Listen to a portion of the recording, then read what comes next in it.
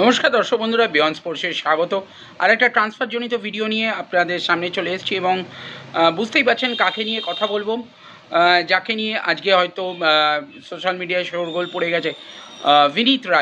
বিনীত রায় প্রথমে আইএসএলে উড়িষ্যার হয়ে নজর কেড়েছিলেন এবং আপনাদের মনে থাকবে হয়তো যে 2022 সালে যখন এই একটা উড়িষ্যা থেকে তিনি যখন মুম্বাইতে গেলেন, তার আগে কিন্তু এক প্রকার প্রায় নিশ্চিত হয়ে গেছিলো উড়িষ্যা থেকে তিনি মোহনবাগানে আসতে চলেছেন এবং শেষ মুহূর্তে বলা যায় একদম শেষ মুহূর্তে তিনি মুম্বাইতে যোগদান করেন। তবে তারপর সেই মরশুমটা ভালো গেলেও কিন্তু এই মরশুমে তিনি খুব একটা সুযোগ পাননি। 14টা ম্যাচ খেলেছেন, তার মধ্যে মাত্র 4টে ম্যাচে স্টার্টিং 11-এ ছিলেন এবং পারফরমেন্সও কিন্তু সেরকম ভালো নয় এবং সেই জন্যই মুম্বাই সিটি এফসি তাকে কিন্তু ধরে রাখতে আগ্রহী নয় এবং এই সুযোগটাই হয়তো ইস্টবেঙ্গল কাজে লাগাতে চাইছে এবং শুধুমাত্র সিডিএম হিসেবে নয়, মিডফিল্ডের অন্য মিডফিল্ডে তিনি খেলতে পারেন এবং তাকে সৌভিক চক্রবর্তীর বিকল্প হিসেবে বা একটা ব্যাকআপ হিসেবে কিন্তু এই বিনীত রায় মিডফিল্ডারকে ভাবছে ইস্টবেঙ্গল এবং সেই জন্য তাকে 2 বছরের একটা চুক্তিপত্র পাঠানো হয়েছে বলে শোনা যাচ্ছে। তবে পুরোটাই এখনও